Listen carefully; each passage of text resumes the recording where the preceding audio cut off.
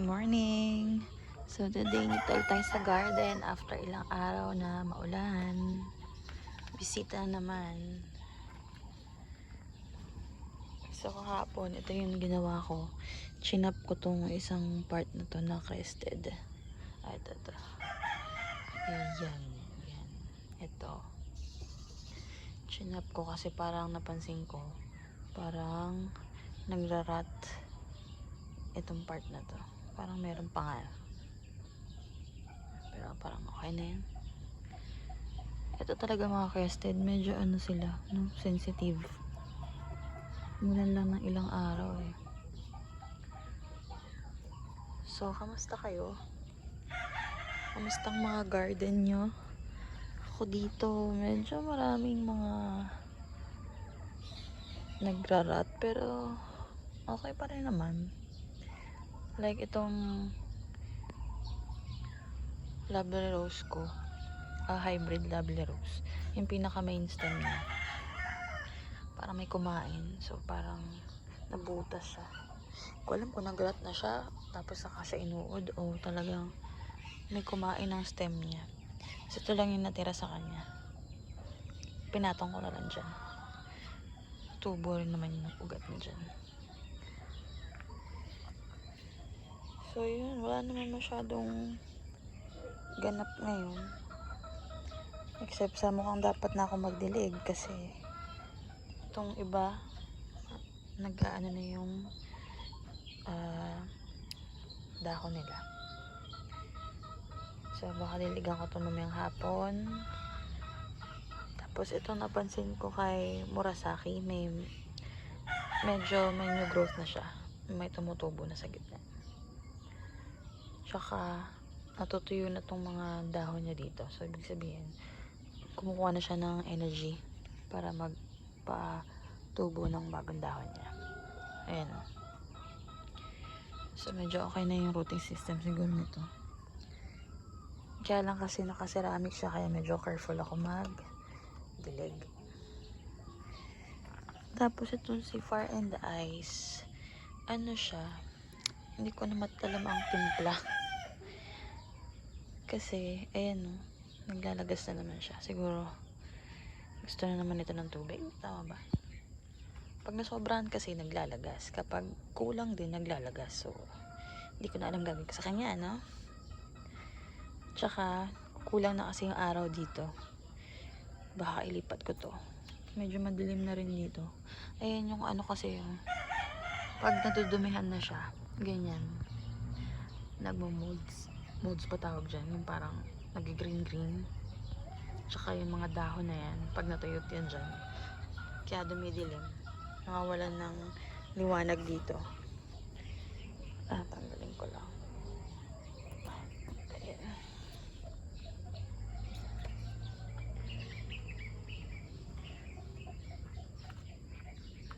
Ito din hindi, parang okay pa to, hindi ko muna to diligan.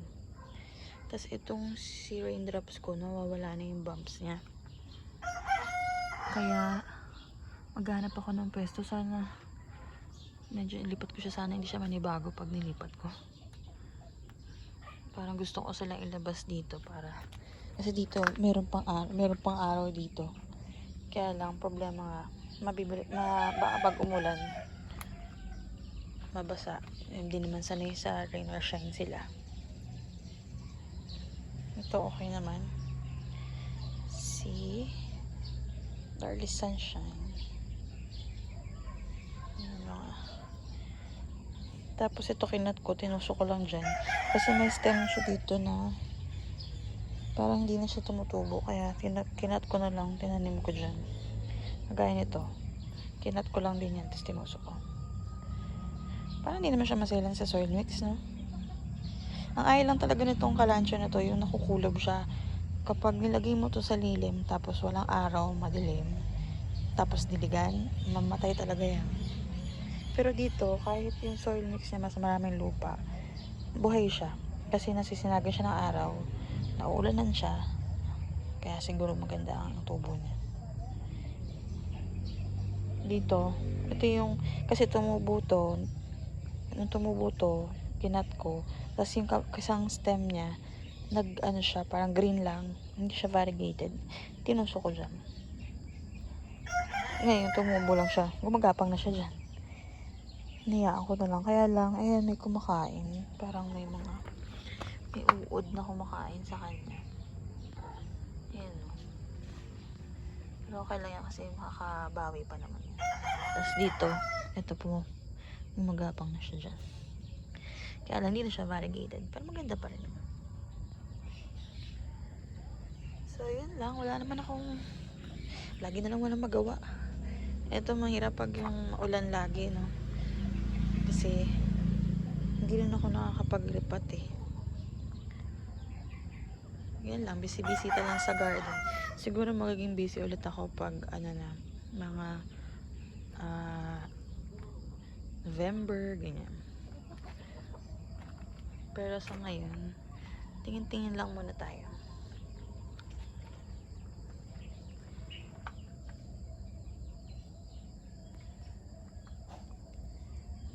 Itong koala. Minsan naiinis na ako sa kanya, kaya nilagay ko na siya dyan. Kasi pag binilad mo, tapos na arawan ng sobra, malulusaw yung stem. Pag naman na ulan na sobrahan, malulusaw din ng stem niya. So, hindi ko na alam kung anong gagawin ko sa kanya. Kaya, ayan, nilagay ko na lang siya dyan. Bahala na siya dyan. Tiligan ko man konti lang. Tsaka same dito sa ice plant ko. Nilagay ko na lang siya dyan muna. Pero mukhang nakaka-recover na to. Mamaya nilipat ako sa taas. Papakita ko sa inyo yung nasa taas ko. Mga ano na sila. Diba dati walang new growth. Ngayon napansin ko kasi maganda na yung panahon kahit umuulan. Hindi na siya ganun ka-alinsangan. Napansin ko yung ilan sa kanila. May mga bagong tubo na. So maganda na. Parang gising na sila ngayon. So mamaya papakita ko. Tapos ito pala yung kinat ko. Dito siya. Yan. Yan, dyan siya. Ang ganda sana niyan eh. Kasi ganyan ang cute na sana niya. Kaso naman nag-rat. Oy. Patuyuin ko lang to tapos itusok ko siya dyan sa likod banda. Hindi ko talaga alam nito. Baka alam niyo guys. Kasi matibay naman siya. Kaya lang itong crested, maselan, diba? Alam mo natin pag crested talaga, medyo maselan. Ano siya? Nalulusaw. Pero ngayon lang naman nangyari ito na. Siguro kasi nga maulan, tas kulob. So, ewan ko, baka may fungus. Yung ganda pa naman kasi twin head. Hindi ko alam kung itanim ko to sa separate pot kasi nakikita na ko. Or bayaan ko na lang siya dyan. Siguro okay na to kasi parang healed na siya. Ayan. Nakapatong ko muna siya dito. Pag nag-ugat, saka ko na lang siya. Cute, no? Alam mo, cute. Ang liit. Cute. Kasi ito si Lawi. Nagagandahan ako rito kasi ang hirap mag-mine kasi ang dami pang may gusto kay Lawi. So, ito lang meron ako. Sobrang liit. Pero, di ba ang sarap sa feeling kung maliit tapos na palaki mo. Kaya, sana, lumaki siya sa akin. Hoping. Dito pa siya, extra special pa to kasi nasa terracotta pot pa siya. Tapos yung soil mix niya rin. Medyo fast draining. Kasi alam naman natin, maselan din sila pag lalo na pag bagong tanim. Tapos dito naman, mga namatay ko or mga namatay, mga niripat ko, diyan ko lang muna nilalagay. I-reuse ko pa yung ibang dyan. Soil mix, hugasan ko na lang. Kasi ito, inis ako kasi talagang may something na ayun na may mga balahibo. Nadidiri ako hawakan siya. Ito pa, dyan pa, ayun. Ano kaya yun?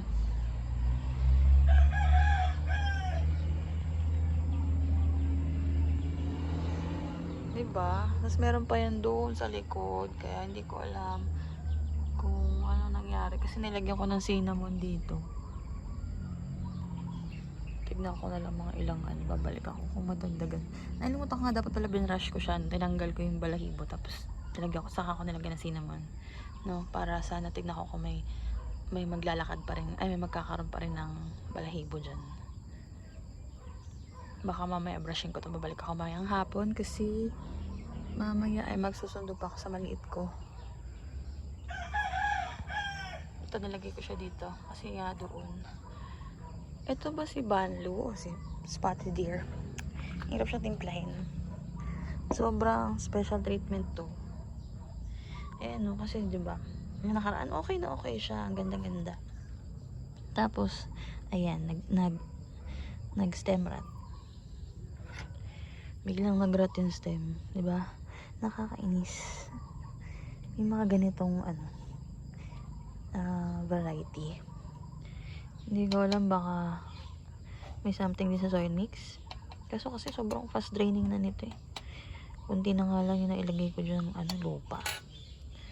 Ayan siya, lumiit na. O, diba? Hindi pa rin tapos sorry, hindi pala nakaharap yung camera. Hindi pa tapos mag-rat o. Magkakaroon pa din. Kapag ganito, tapos namatay, usually hindi na ako bumibili, guys. Kasi ayoko pahirapan yung sarili ko. Pag ayaw sa garden ko, sa area ko, pass. Meron pa ako yung isa, yung ice plant dati. Ganda-ganda. Tapos nung nag-summer, unti-unti na hindi ko na siya naloka na ako, hindi ko na makuha yung timpla niya. Kasi during nung bare months na nakuha ko siya, wala siyang kaarte-arte. Ngayon, nung nag-summer na, bigla na lang siya nag-iinarte. Naglalagas yung stem, yung dahon. Nasaan na ba yun? Dito yun. Ito maasa pa rin ako mabuhay siya. Ewan ko kung may post ako nito. Parang may post ako niya na sobrang lago niya. Ay, pendants pala to, guys. Sorry, pendants. Diba? Wala ni. Ayun, dried na yung mga stem niya. Siguro, kung i-cut ko siya. Ayun. So, yan. Yung mga something na kapag ayaw or nag-inarte, usually hindi na talaga ako bumibili. Kasi nanghinayang ako sa pera. Or pag gustong gusto ko siya, bibiling ko siya, pero nagiging special siya sa garden. Kakaroon ng special treatment, di ba? Ito din, special din to, si Olivia, nako. Maarte din yan. Pag summer, Diyos ko, konting dilig lang yan, maglalagas yan. Or, sa stem rat, ayan nakita niyo nasa likod. Dito yan mga stem niya dati yan, yung mga naputol na. Although may tumutubo naman baby, kaya lang. Ikakakunin ko pa makita. Yan siya. Ang ganda nito, i-insert ako ng picture. Sana maalala ko kung nasa ko nilagay. Ang ganda niya nung bare months, tsaka nung bago mag-summer. Tapos nagulat ako kasi nung summer na, kasi dumating sila sa akin, summer na nakuha ko sila na-mind ko sila medyo malamig pa nung time na yun, mga March. Dumating sila para mga April na, so medyo mainit na. Nung una okay naman siya, kaya lang pansin ko, pag diniligan mo siya, nagsistem rat siya kaagad. So, nakita ko na agad na medyo maarte siya. Kapag ganyan, kagaya ngayon, kasi last year nga, diba, naglolo ko siya, pag summer. So, after lumamig, tinago ko na siya agad. Dito lang siya. Diyan sa area na yan.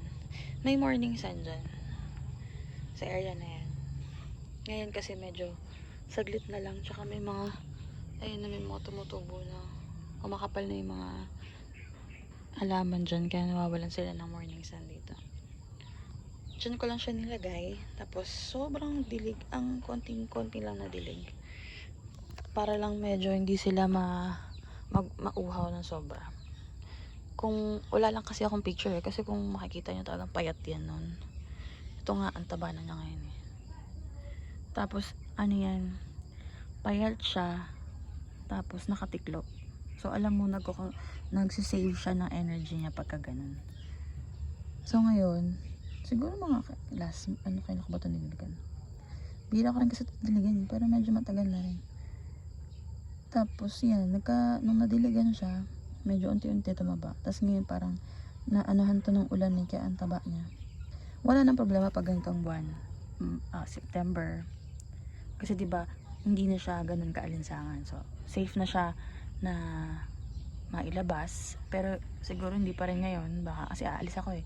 Baka ano na to, siguro mga November ko na to ilabas. Siguro sa taas na kami, lilipat ko sila sa taas. Maganda 'yon pagka ganun, malamig tapos mainit sa umaga. Ay, ang ganda nito talaga. Nag-aano siya, namumula-mula. Tapos nagkakaroon siya ng mga spot-spot na red. Kaya gustuhan ko to eh. Okay naman siya, mabilis naman siya makarecover kung just in case naman maluto yung stem. Kasi mabilis to mag-babies. Pero ito parang duda nga ako. Ito mother plant pa niya to. Ito yung, ayan. Ang hirap ano. Yan. Ang daming babies, diba? Ito, pinatong ko lang yan dyan. Meron pa dun isa eh. Sana ba? Ito rin. Kasi ito natabig to eh. Yan. Yan, mukhang okay na to dito. Hindi ko na siya ginagalaw. Nalaglag kasi to. Kaya ganyan tsura niya. Pero yan, okay na yan. Tignan nyo, yun yung, kung makikita niya yung gitna, ang ganda ng form niya. Yan. Diba? Makikita niya naman sa pagka nakaka-recover niya halaman, nakikita niyo yung stem niya nagiging compact at saka siksik. So, niyaan ko na yan dyan. Pero ito talaga si Spotted Deer, kung ano yung pangalan niya. Ganda sana nito. Burmans din ang ganda nito last year. Tapos, all of a sudden, nung uminit, naninilaw. Nasa lilim, pero naninilaw. So, alam mo may mali, diba? So, hindi ko siya dinidiligan. Malalaman mo kasi pag hindi niya kailangan pa ng dilig. Naninilaw siya. Tapos, ito guys sa experience ko lang to. Naninilaw siya. Mag-yellow siya. Ba't ayaw niya mag-focus? Mag-yellow siya dito. Ayan o. Tapos, yung dahon niya, hindi siya pumapayat. Pero hindi rin siya nagkakaroon ng bagong tubo. Kaya pagka ganun, kasi nasa lilim nga siya, so hindi naman siya naiinitan, hindi siya nagko-consume ng energy. So siguro kaya hindi rin na minipis yung dahon niya. Hindi ko lang siya diniligang ginawa ko. Pinabayaan ko lang. Nasa lilim siya from summer. Siguro ano yun, May. Sobrang kainitan na. Kasi nung April ayun, meron na nga nategi dyan eh. Ito din, muntika na to. Basta every time natidiligan ko, napapansin ko nagkakaroon ng ganun. Nagkaka-stem rot siya. Hindi ko na alam paano siya titimplahin. Tapos, etong nakaraan, diniligan ko, ayan, ito naman yung nadali. Kaya, hindi na ako bibili nito kasi medyo maganda siya. Kasi nung una ko itong makita, nung nagbalik loob ako sa akin, talagang nainlove ako rito, ang ganda eh. Naganap ako ng clump. Kaya lang ito yung nangyari. So, unti-unti nauubo siya. Kasi dati, wala kasi ang picture eh. Pero dati talaga ano dito, compact siya dito, clamping siya. Ngayon nanginayang ako kasi nga ganun yung nangyayari. So kung meron kayong ganito tapos summer, tabi niyo siya. Ewan ko lang, ako lang ba yun? Or share kayo na experience nyo pero kasi sa area ko talaga ganun siya. So far buhay naman siya, kaya lang tingnan nyo, hindi siya ganun kalaki.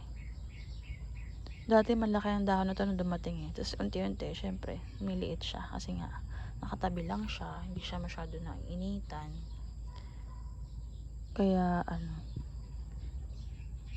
ganyan lang yung laki niya dito. Siguro sa area natin, no? Sa lowland, ganyan na lang siya. So, share kayo guys kung ano experience niyo dito kay Spotted Deer. Yan. Kasi pag nainitan to, nagre-red siya dito. Ang ganda-ganda. Meron siya katulad si White Dew. Nandun sa labas. Maya papakita ko. Hindi ko alam kung maselan ba yun. Kasi so far naman, simula na nakuha ko siya, okay naman siya. Hindi naman siya nag-inarte. Kagaya nito. So, ibabalik ko lang siya dyan. Tignan pala natin yung iba. Ayan, nadidira ako hawakan yun. Kasi nga, ayun, lo, tignan mo, kadire. Ito okay naman to si Crimson. Maganda na ang panahon sa amin guys eh. Sa Cavite kami. Pero alam nyo, yung mga nakikita kong vloggers na nasa Silang, ang gaganda ng mga halaman nila. Sana all. Ako kasi, Bacoor, so medyo may kainitan. Tapos ito pala, si Berserk. Ewan ko kung napakita ko na to. Kasi sabi ko, diba, ilang araw, weeks na siya na parang hindi siya mataba. Tapos last time na diniligan ko. Ayan o, may tumubo na sa gitna. Ang ganda pa ng variegation niya. Ano ba yan? Hindi makita. Ayan. Ang ganda.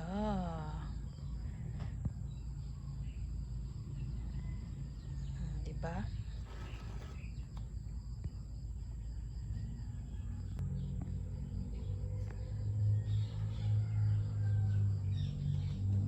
So, yun. Yun lang. Ano ba? Ang haba na ng vlog ko. So, baka cut ko na to. Pero mamaya, try ko mag-vlog ulit. Magdidilig ako. Kasi ang payat na nila. Ayan.